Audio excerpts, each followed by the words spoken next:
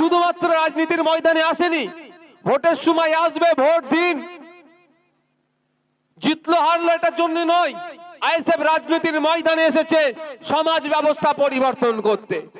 আজকে আপনার পাশের বাড়ি কি রাম কি রহিম সে খেতে পাচ্ছে না, আর আপনাকে ধর্মের জিগির তুলে দিচ্ছে, সেটা হতে দেওয়া যাবে না। আপনার পাশে শঙ্কর সোহেল খেতে পাচ্ছে না, আর আপনাকে বলছে তুই মুসলমান, আপনাকে বলছে তুই হিন্দু, ও ফাঁদে পা দেওয়া যাবে না। আমার পাশের শঙ্কর সোহেল যাতে খেতে পায় তার লড়াই আইএসএফ রাজনীতির ময়দানে এসেছে। আমার পাশের বাড়ির দুর্গা ফাতেমা খেতে পাচ্ছে না, আর আমাকে হিন্দু মুসলমানের রাজনীতি করার জন্য আমাকে এগিয়ে দিচ্ছে, হতে দেওয়া যাবে না। বলছে আমি মন্দির করছি, এ বলছে আমি মসজিদ করছি, এ বলছে আমি গুরুদুয়ারা করছি, এ বলছে রমজান মাসে এসে তোমাদের সাথে ইফতার খাচ্ছি, এ আল্লাহর কসম খাচ্ছে, এ দেব দেবীর নামে আপনার শপথ নিচ্ছে, এ করেই ব্যস্ত হয়ে যাচ্ছে।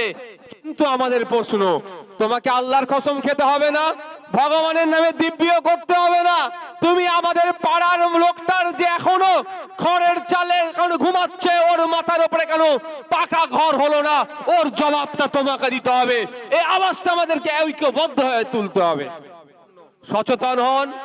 আজকের পর থেকে এই বাড়ির জন্য যদি কেউ ঝান্ডা ধরার কথা বলে আপনাদেরকে, আপনারা বলবেন এই 12 বছরে কেন তোরা বাড়ি দিসনিস, এর জবাবটা আগে তোরা দে।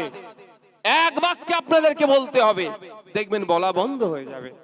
আবাস যোজনায় বাড়ি কারা পাবে?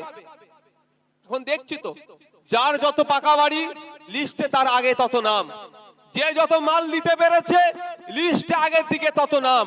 আর আমার এলাকার গরিব মানুষ, যার হয়ে বলার কেউ নাই, যার হয়ে কহার কেউ নয়, যে কাটমানি দিতে পারছে না 30,000, 40,000, 50,000 টাকা যে দিতে পারছে না, তার বাড়ির নাম আসছে না।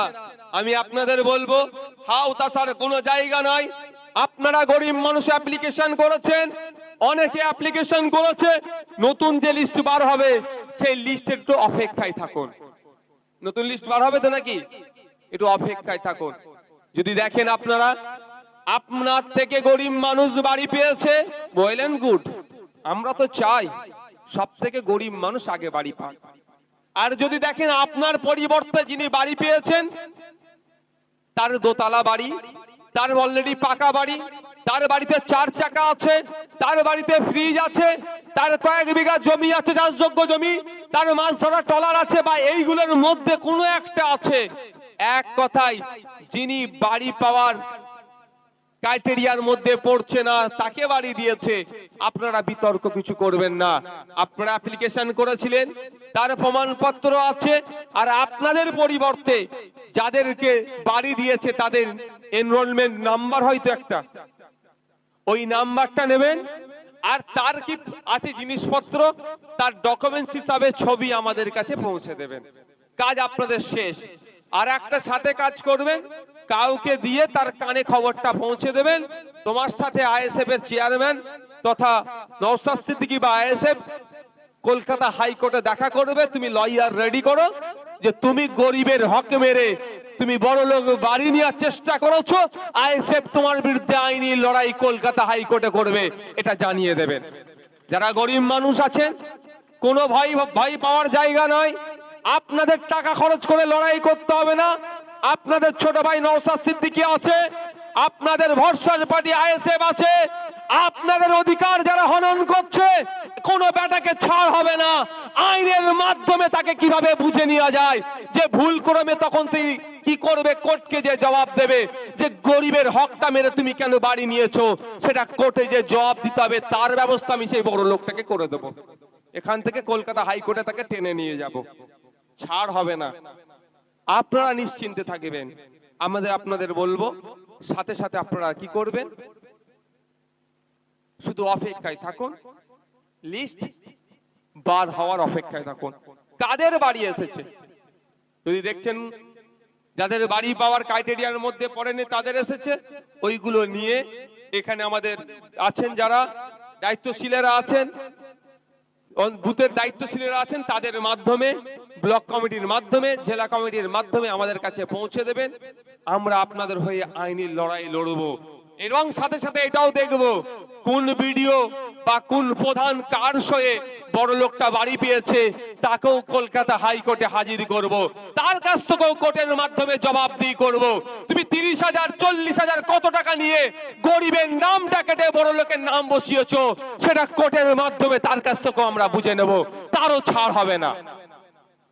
এটা মাথায় থাকে জানো আপনাদের। আপনাদের এলাকায় যারা যা করছে শুধু অপেক্ষা থাকুন, ধৈর্য ধরুন, কি জবাব সময়ে দেওয়া হবে। ভাবতে অবাক লাগছে, আপনাকে আমাকে কি বলছে, যারা আমরা জানি না সচেতন নয়, কি বলছে যে আবাস যোজনার বাড়ি দেব, আমাদের দলের ঝান্ডা ধর বলছে তো নাকি। কিন্তু আপনাদের জেনে রাখতে হবে আবাস যোজনার বাড়ির টাকাটা মমতা ব্যানার্জি তার বাড়ি থেকেও দিচ্ছে না, আবার মোদিজি তার বাড়ি থেকেও দিচ্ছে না, আপনার আমার ট্যাক্সের টাকা থেকে আবাস যোজনা ঘুরে আসছে। আপনাকে আমাকে কি বলছে যে আবাস যোজনার বাড়ি পেতে পারিস, আমাদের মিটিং মিছিলে চ। আমি আপনাদের বলি, আপনারা আওয়াজ তুলবেন।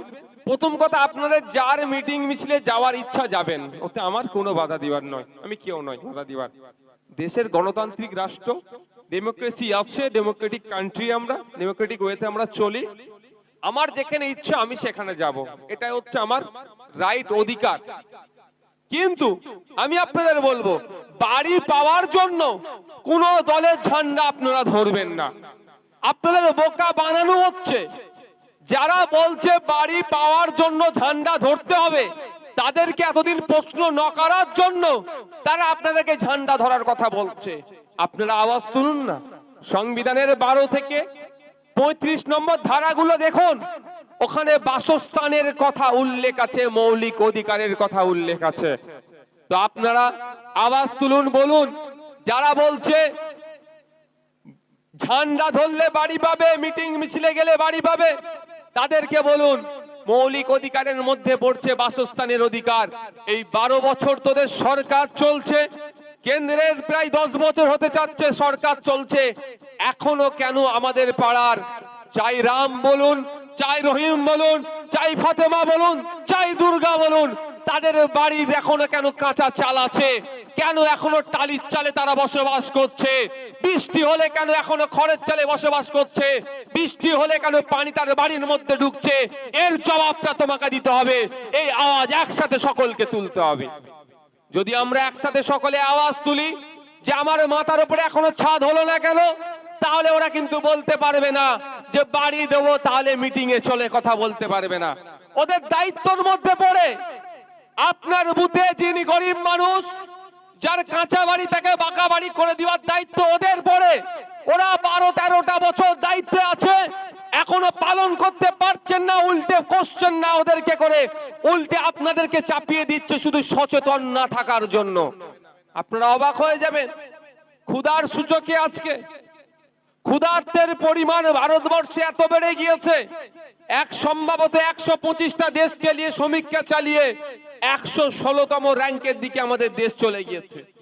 তাহলে আমাদের দেশে ক্ষুধার্তের সংখ্যা বেড়ে যাচ্ছে, না খেতে পেয়ে দিন যাপন করছে, সংখ্যা বেড়ে যাচ্ছে। আর আপনার আমার মধ্যে হিন্দু, মুসলমান, জৈন, খ্রিস্টান ও ব্রাহ্মণ, দলিত, আদিবাসীর এই লড়াই ঢুকিয়ে দেওয়ার চেষ্টা হচ্ছে। এটা হতে দেওয়া যাবে না। আমাদেরকে ঐক্যবদ্ধ হতে হবে, আওয়াজ তুলতে হবে, কি রাজ্য সরকারের বিরুদ্ধে, কি কেন্দ্র সরকারের বিরুদ্ধে। আপনারা দেশ পরিচালনার, আপনারা রাজ্য পরিচালনার দায়িত্ব নিয়েছেন, আমাদের এলাকার এখনো মানুষ কেন খেতে পাচ্ছে না, এর জবাবটা দিতে হবে। এই আওয়াজ আমাদেরকে জাত ধর্ম বর্ণ নির্বিশেষে ঐক্যবদ্ধ হয়ে আওয়াজ তুলতে হবে। অন্যথায় কি হবে, ক্ষুধার্তের সংখ্যা বেড়ে যাবে, আর তারা বাবুদের জায়গায় থেকে যাবে, আর গরিব মানুষ এই বুথের এলাকার কি রাম কি রহিম, সে ক্ষুধার তাড়নায় তাকে জীবন যাপন করতে হবে। তাই বন্ধুগণ, আপনাদের কাছে অনুরোধ করব, যতদিন এগিয়ে আসছে, ভোট এগিয়ে আসছে, তত মানুষের মধ্যে ধর্মকে সামনে রেখে বিভাজনের করার চেষ্টা করবে। আমি আপনাদের বলি, আমাদের মধ্যে এটা লাগিয়ে দিবার চেষ্টা হচ্ছে, মানুষ মেন ইস্যু থেকে ছেড়ে অন্য ইস্যুতে চলে যাক। আমাদের মূল ইস্যু কি? শিক্ষার, স্বাস্থ্য, কর্মসংস্থান, অন্ন, বস্ত্র, এটাই আমাদের ইস্যু হওয়া দরকার। আপনারা অনেকেই দেখেছেন স্ট্রোকের এখন রোগীর সংখ্যা কিভাবে বেড়ে যাচ্ছে। একটা সময় ছিল বয়স্ক লোকের অনেক সময় খবরে পেতাম অমুক বয়স্ক লোক স্ট্রোক রোগে আক্রান্ত হয়েছে, কিন্তু এখন কিন্তু কোনো বয়সের আর ভেদাভেদ থাকছে না। ইয়াং ছেলে 30-35 বছরের যুবক তারও স্ট্রোকের আক্রান্ত হয়ে যাচ্ছে। একটু তথ্য তুলে দেখবেন স্ট্রোকের রোগে যারা আক্রান্ত হচ্ছে অনেকে তো মারা যাচ্ছে, কিন্তু যারা বেঁচে থাকছে এই বেঁচে থাকার প্রায় 70% কিন্তু শারীরিকভাবে আর সক্ষম থাকছে না, সে কাজ করার মতো আর সক্ষম থাকছে না, তারা অক্ষম হয়ে যাচ্ছে। তাই বন্ধুগণ, স্বাস্থ্যের কথা ভেবে, আপনার নিজের স্বাস্থ্যের কথা ভেবে রক্তদানের মাধ্যমে যে ঐক্যের বার্তা যায়, সৌহার্দ্যের বার্তা যায়, সম্প্রীতির বার্তা যায়, তার কথা ভেবে আসুন, এগিয়ে আসুন, রক্তদান করুন। অন্যের জীবন যেমন বাঁচবে আপনার স্বাস্থ্য ভালো থাকবে। কিন্তু দুঃখের বিষয় আজকাল একটা জিনিস লক্ষ্য করা যাচ্ছে, রক্তদান শিবিরের মধ্যেও আমরা ওরার এই যে ক্লাসিফিকেশন হয়ে যাচ্ছে, এই যে ভেদাভেদ তৈরি হয়ে যাচ্ছে, এটা মোটেও কাম্য নয়। অতীব দুঃখের সাথে বলতে লাগছে এখন শাসকের দ্বারা রক্তদান শিবিরেরও কিন্তু কোন দলের হচ্ছে, কোন পার্টির হচ্ছে, সেটাও যেন দেখা দেখি হচ্ছে। আমি আপনাদের কাছে অনুরোধ করব, ইন্ডিয়ান সেকুলার ফ্রন্টের এই বুথ কমিটির নেতৃত্বদের কাছে অনুরোধ করব, আমরা রক্তদানের জাত, ধর্ম, বর্ণ, রাজনৈতিক রং দেখব না। কারণ আমাদের মধ্যে কারো যখন কোনো সময় রক্তের প্রয়োজন হয়, আমরা একবারের জন্য বলি না যে আমি আইএসএফ করি, আমাকে আইএসএফ এর রক্ত দেবে। ও তৃণমূল করে, আমি আইএসএফ করি, তৃণমূলের রক্ত আমি নেব না। বা ও হিন্দু, আমি মুসলমান, ও নিচু জাত, ও উঁচু জাত, ও ব্রাহ্মণ, ও ক্ষৈত্র, ও বৈষ্ণব, বিভিন্ন ভাবে ও মতুয়া, এ মুসলমান, এ সিদ্দিক, ও সৈয়দ, আমরা কথা বলি না। আমাদের রক্তের প্রয়োজন হলে কি বলি? আমাদের অমুক গ্রুপের রক্ত চাই, এই গ্রুপের রক্তের আমার প্রয়োজন হয়।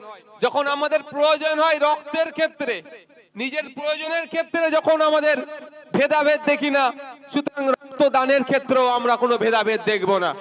কিন্তু শাসক বিভিন্ন সময় বিভিন্ন ভাবে আইএসএফ এর রক্তদানকে ভুলণ্ডিত করার চেষ্টা করছে। আজকের এই জায়গায় দাঁড়িয়ে আপনাদের বলবো, আমরা রক্তের জাত যেমন দেখি না, রক্তের বর্ণ যেমন দেখি না, রক্তের ধর্ম যেমন দেখি না, রক্তের গোত্র যেমন দেখি না, রক্তের কোন রাজনৈতিক রঙও আমরা দেখব না। এটা আমাদেরকে মাথায় রাখতে হবে। বন্ধুগণ, যারা রক্ত নিয়ে নোংরা রাজনীতি করার চেষ্টা করছে, রক্তদান শিবির নিয়ে যারা নোংরা রাজনীতি করার চেষ্টা করছে, তাদেরকে আমরা গণতান্ত্রিক প্রক্রিয়াতে প্রতিহত করব, অর্থাৎ ভোটের মাধ্যমে তাদেরকে আমরা পরাস্ত করব। কিন্তু তাদের অপচেষ্টাকে আমরা কোনোদিন কোনোভাবেই সফল হতে দেব না। এই আজকের রক্তদান শিবিরে যারা রক্ত দিচ্ছেন বা যারা দিয়েছেন, তাদের উদ্দেশ্য সহ আমাদের যারা বুথের নেতৃত্বরা আছে তাদের উদ্দেশ্যে বলবো, বুথের যিনি বিজেতা প্রার্থী আছেন তাদের উদ্দেশ্যে বলবো, কোন সময়ও যদি যে কোনো মানুষের রক্তের প্রয়োজন হয়, আপনারা নির্দ্বিধায়, আপনারা যদি অ্যারেঞ্জ করতে পারেন তো খুব ভালো কথা, যদি না পারেন জেলা নেতৃত্ব, ব্লকের নেতৃত্বদের সাথে যোগাযোগ করবেন। নির্দ্বিধায় সে কোন পার্টি করে, কোন ধর্মের মানুষ, কোন জাতের মানুষ দেখার দরকার নাই। সে আমাকে তার প্রয়োজনের কথা বলেছে, আমাদের আইএসএফের কাজ হবে তার পাশে থেকে তার প্রয়োজনকে, সমস্যাকে সমাধান করে দেওয়া।